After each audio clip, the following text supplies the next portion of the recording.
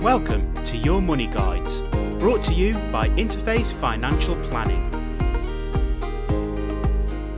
Today, we're going to talk about secure document storage of your wills and other documents and why it matters. Are you aware of the difficulties that your family could face if your documents can't be found after your death?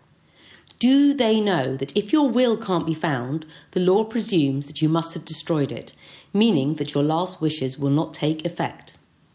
There are a range of consequences that stem from lost documents, including the fact that those who are intended to inherit might not. Family relationships may be damaged and ultimately ruined, with the cost of the loss of those relationships hurting more than the loss of the inheritance. Alan's business has first-hand experience of problems that have arisen and which show how important it is that your clients consider using safe storage solutions. Here are some genuine scenarios that actually happened and the fallout. The first one is about Mrs. Harrison. Mrs. Harrison passed away after a short illness, and her original will could not be found when her family searched for it, even after carrying out extensive inquiries. She had been separated from her husband for 20 years, but her Catholic faith recoiled at the idea of divorce, so she never got around to finalising her divorce. Her family knew she had made a recent will, and she had given a copy of the signed will to her daughter for safekeeping. This confirmed that she wanted her children to inherit her estate, not her estranged husband. Her family were unaware of the presumption in law that states that if an original signed will cannot be found amongst the deceased's papers on death, they must be presumed to have destroyed it, and so it would be assumed that they did not want the will to take effect. As the original signed will could not be located within Mrs. Harrison's papers or anywhere else on her death, the presumption applied, and she was treated as having died intestate. Her will did not take effect, and her children did not inherit her entire estate as it was intended.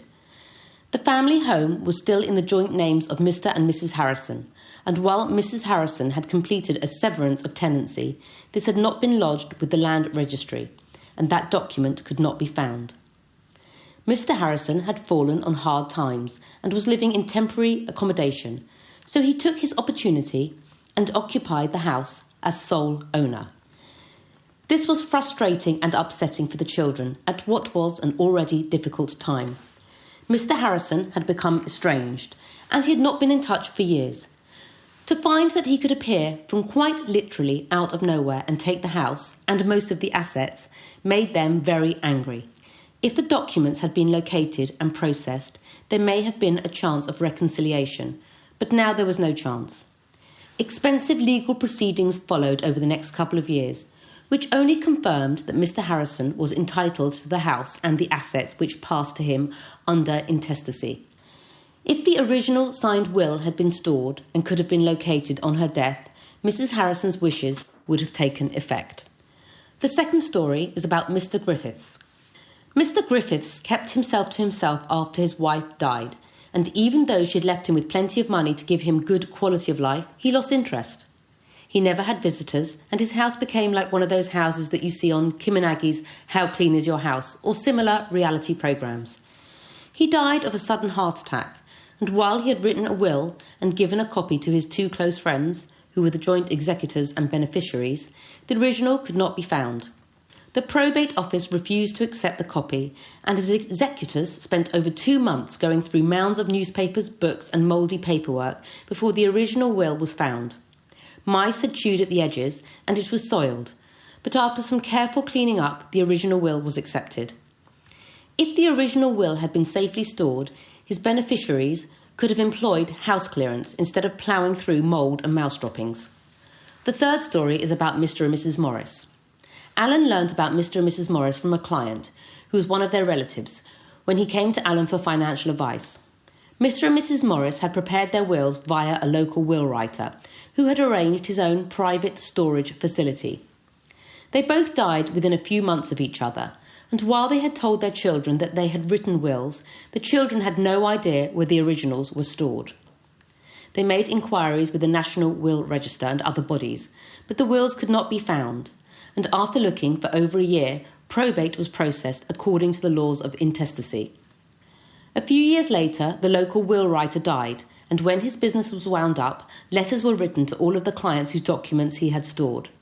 The beneficiaries of Mr. and Mrs. Morris discovered that the original will had made additional provision for some members of the family and also left money to friends.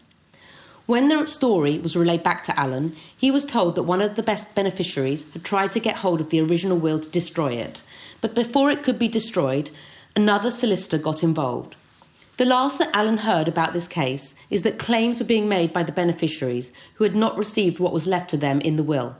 The family had daggers drawn and they were threatening each other with malicious intent. Storing your will with a local will writer, in your bank or in a secret place is of no use to you if your executors cannot find it at the time of need. The fourth story is about Mr. and Mrs. Burton. They were clients who went to Alan for financial advice over 10 years ago. They completed their wills, but did not follow through with financial advice. Alan remembers that they brought their son Barry, who was only a few months old when they came to the office for the attestation of their wills. At their insistence, they did not want to place their wills into secure storage, and despite Alan's pleas, they took their wills away with them. Mrs. Burton tragically died when she was swept away in the floods of February 2020, and Alan was contacted by her brother, who was left trying to sort out her funeral, her estate, and guardians for her then 12-year-old son. He had informed Alan that Mr. Burton had died 2 years earlier, and as far as he was aware, probate had not been processed. They had moved to a new house in the interim and left a lot of their belongings in their first house, which had been let to various tenants. Mrs. Burton's brother lived a considerable distance away, which meant that trying to locate documents in either of the two houses was extremely frustrating. Alan offered to help, but all he wanted was a copy of the will, which was sent, and Alan did not hear from him again. As far as Alan knows, probate has still not been resolved, and Alan does not know how orphan Barry is being looked after. When Alan was trying to advise Mr. and Mrs. Burton, they had provided an authority for a prudential pension, and 6 months after Mrs. Burton's death, Prudential sent Alan a statement showing that there was a considerable sum which could have been paid out in full on Mr. Burton's death. Alan and his team informed Prudential of the circumstances and tried to contact Mrs. Burton's brother again to let him know, but again there was no response. In one of Alan's blogs, he discusses "You can take a horse to water." All Alan can do is offer to help. He can't make people take it. You can read the blog on the website. It is not enough to store your wills and legal documents. Just ask yourself, if you were to die in a tragic accident like Mrs. Burton, would your executors be able to locate all of your assets? Millions of pounds of clients' monies lay unclaimed because executors do not know of their existence and have no way of finding them.